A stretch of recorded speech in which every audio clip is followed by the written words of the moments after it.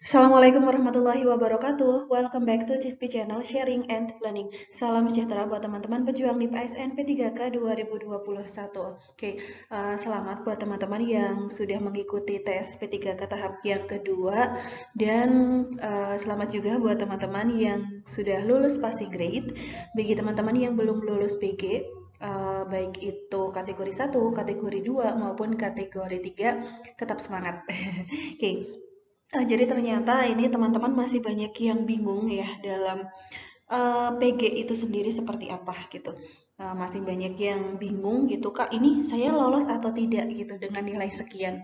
Ya saya cuma bisa jawabnya, Kakak itu lulus ya, lulus artinya lulus ambang batas, lulus passing grade.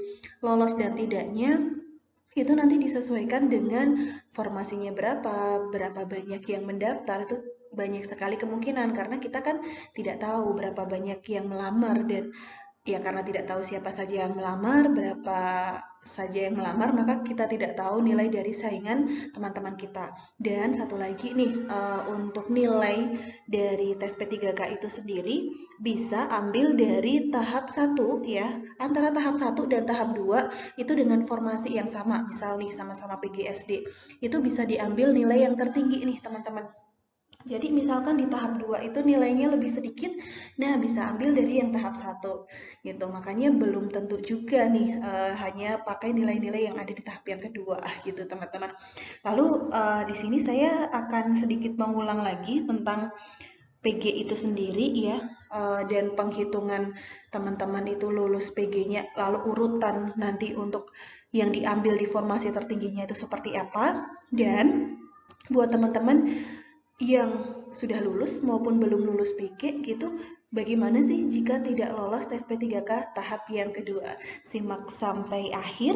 Jangan lupa like video ini, subscribe, nyalakan lonceng notifikasi, serta share ke seluruh sosial media yang teman-teman punya supaya semakin banyak lagi yang dapat manfaat dari video ini. Boleh juga teman-teman update info di IG aku ya, cispi_47, cispi_47.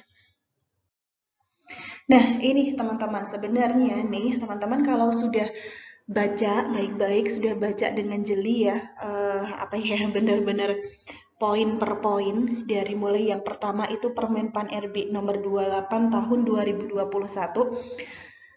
Jadi adanya permen yang baru ya, itu bukan berarti serta-merta menghapus Permen-Pan yang pertama, yang nomor 28 itu.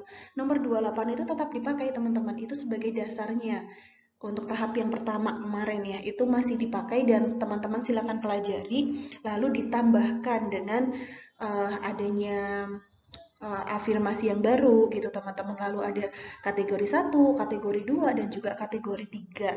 Nah, ini untuk lebih memperdalam lagi tentang kompetensi 2, iya betul, seleksi di kompetensi 2 dan kompetensi 3 nantinya. Dan ini teman-teman bisa lihat di diktum yang ke-8. Ya, diktum ke-8. Jadi nantinya yang diambil perankingannya dalam seleksi kompetensi 2 dan juga kompetensi 3 itu berurutan. Yang pertama, terhadap seluruh peserta diberlakukan nilai ambang batas kategori 1 dan berperingkat terbaik. Oke, jadi dalam satu formasi itu pertama itu PG dulu. Nah, itu. Jadi misalkan ada 10 pelamar ya, ada 10 pelamar dan yang PG itu 9. Berarti yang satu itu otomatis sudah tidak ikut nanti perankingan. Misalkan lagi dari 10 itu satu nilainya tertinggi tetapi ada yang tidak PG. Nah, pertama kita ambilnya PG dulu. Jadi tetap itu tidak bisa masuk ke dalam perankingan. Nah, seperti itu ya. Yang pertama adalah passing grade. Passing grade dulu. Lalu yang kedua, setelah passing grade yang diambil adalah kategori 1, yaitu P1. P1 adalah nilai ambang batas atau PG sesuai dengan Permen-Pan RB nomor 28. Jadi yang pertama kali, PG yang pertama kali itu. Misalkan untuk guru kelas 320, guru agama Islam ya 325 dan lain sebagainya. Yang belum diturunkan 10% teman-teman. Nah, setelah ada nilai ambang batas, jadi saya contohkan seperti ini ya. Misalkan diambil 3 formasi. Nah, 3 formasi misal.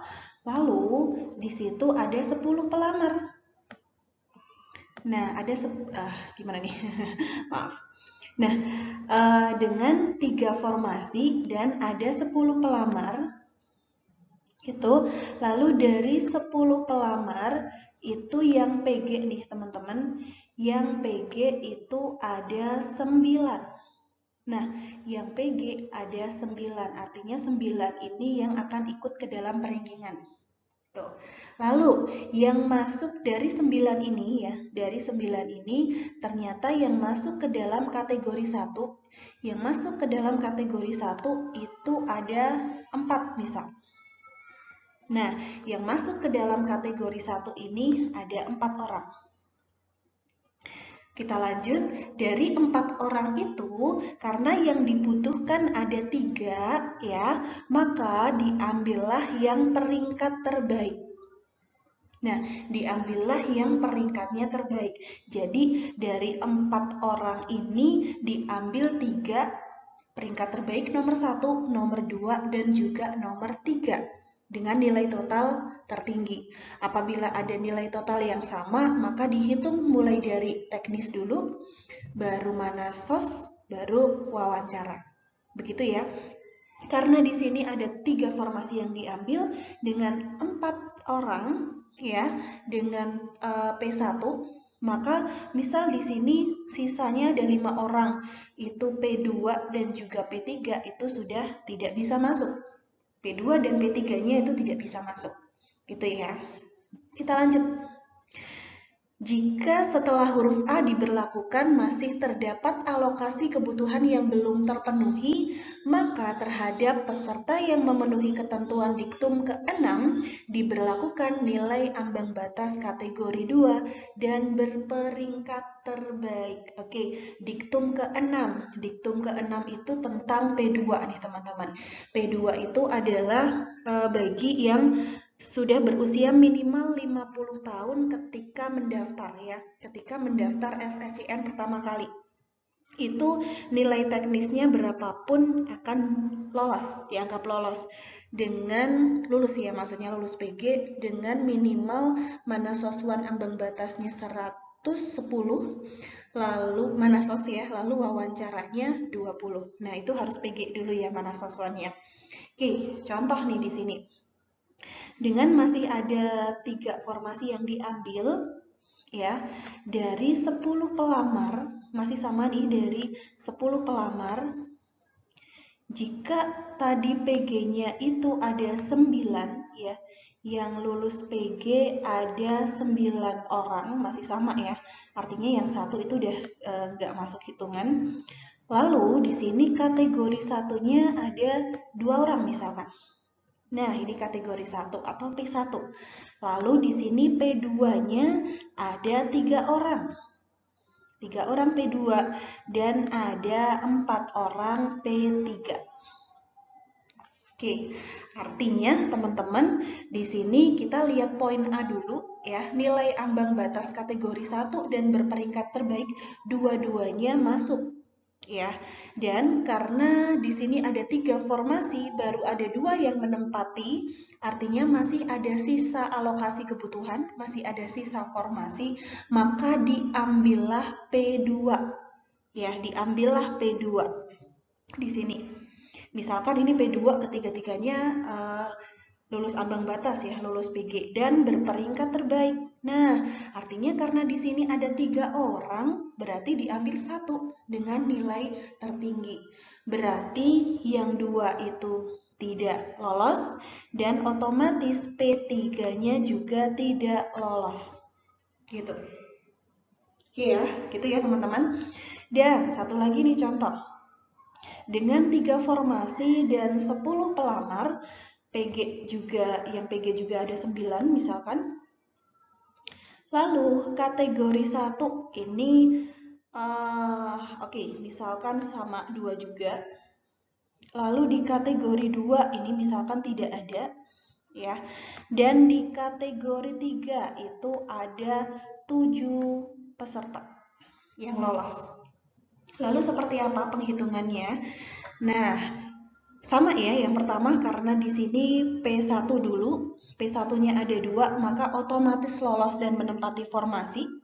Karena masih ada satu sisa kebutuhan, masih ada satu formasi di situ, harusnya P2 dulu.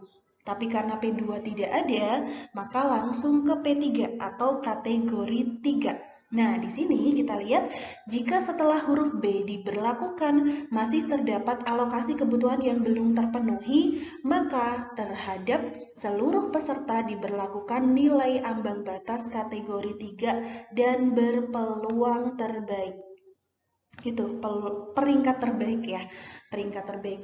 Karena masih sisa satu formasi dengan ada 7 orang yang P3, maka ketujuh-tujuhnya ini walaupun lulus PG kategori 3 di ranking yang tertinggi dan bisa menempati formasi. Satu orang menempati formasi karena masih sisa satu formasi gitu.